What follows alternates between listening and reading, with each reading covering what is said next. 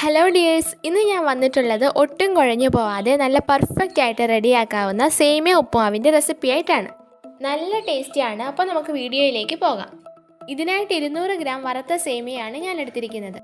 വറക്കാതെ നമ്മൾ വാങ്ങിക്കുകയാണെങ്കിൽ ഒരു പാനിലിട്ട് 2 മിനിറ്റ് ഒന്ന് വറുത്തെടുക്കണം. ഇനി ഒരു പാനിൽ 2 കപ്പ് വെള്ളം ഒഴിച്ച് കുറച്ച് ഉപ്പിട്ട് ഇതൊന്ന് വേവിച്ചെടുക്കാം.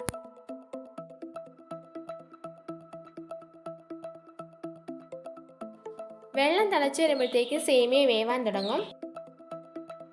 2-3 മിനിറ്റ് ഒന്ന് ഇളക്കിയിട്ട് നമുക്ക് ഫ്ലെയിം ഓഫ് ചെയ്യാം.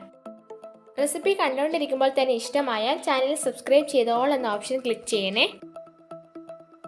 അത്യാവശ്യം വെന്തു വന്ന സേമിയ അരിപ്പയിലേക്കിട്ട് ആ വെള്ളം ഒന്ന് പോവാനായിട്ടൊന്ന് അരിച്ചെടുക്കാം. ഇനി സ്റ്റവിൽ വേറൊരു പാൻ വെച്ച് കുറച്ച് ഓയിൽ ഒഴിച്ച് കൊടുക്കാം. ഓയിൽ ഒന്ന് ചൂടായി കഴിയുമ്പോൾ കുറച്ച് കടുകിട്ട് കൊടുക്കാം.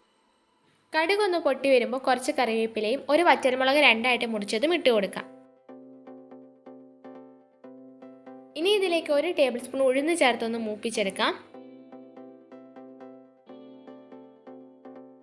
ഇനി 1 ടേബിൾ സ്പൂൺ ചെറുതായി അരിഞ്ഞ ഇഞ്ചി ചേർത്ത് കൊടുക്കാം.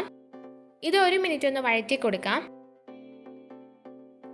എരിവിനനുസരിച്ച് നമുക്ക് പച്ചമുളക് ചേർക്കാം. ഞാനിവിടെ ഒരു 3 പച്ചമുളക് ചേർത്ത് കൊടുക്കുന്നുണ്ട്. ഇനി ഇതിലേക്ക് 4-5 കാഷ്യൂനട്ട് 4-5 ഉണക്കമുന്തിരിയും ചേർത്ത് കൊടുക്കാം. ഇതില്ലെങ്കിലും കുഴപ്പമില്ല, പക്ഷെ ഉണ്ടെങ്കിൽ ചേർത്ത് കൊടുക്കുന്നതാണ് ഉപ്പുമാവിന് കൂടുതൽ ടേസ്റ്റ്. ഇനി ഒരു വലിയ സവാള ചെറുതായിട്ട് അരിഞ്ഞത് കൂടി ചേർത്ത് നന്നായിട്ട് വഴറ്റാം. സേമിയ വേവിച്ചപ്പോൾ നമ്മൾ ഉപ്പ് ചേർത്തതാണ്, എന്നാലും കുറച്ച് ഉപ്പ് കൂടി ഉപ്പുമാവിന് ആവശ്യമുണ്ട്. അതുകൊണ്ട് അതും കൂടെ ചേർത്തൊന്ന് വഴറ്റാം.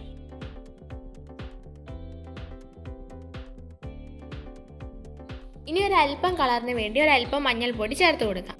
അപ്പോൾ നമ്മുടെ ഉപ്പുമാവ് പരിപാടി ഇവിടെ കംപ്ലീറ്റ് ആവാൻ പോവാണ്. അതിനായിട്ട് വേവിച്ച് വെച്ചിരിക്കുന്ന സേമിയ ചേർത്ത് കൊടുക്കാം.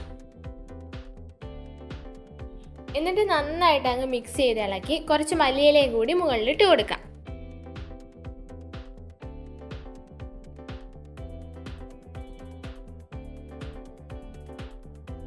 അപ്പോൾ നമ്മുടെ ടേസ്റ്റിയായ ഉപ്പുമാവ് ചൂടോടെ സെർവ് ചെയ്യാം. നല്ല ടേസ്റ്റിയും ഹെൽത്തിയുമായി ഈ സേമിയ ഉപ്പുമാവ് ഒരു തവണയെങ്കിലും എല്ലാവരും ട്രൈ ചെയ്ത് നോക്കണം. വീണ്ടും ഒരു കുഞ്ഞു റെസിപ്പിയുമായി കാണാം. അതുവരെ ബൈ ബൈ.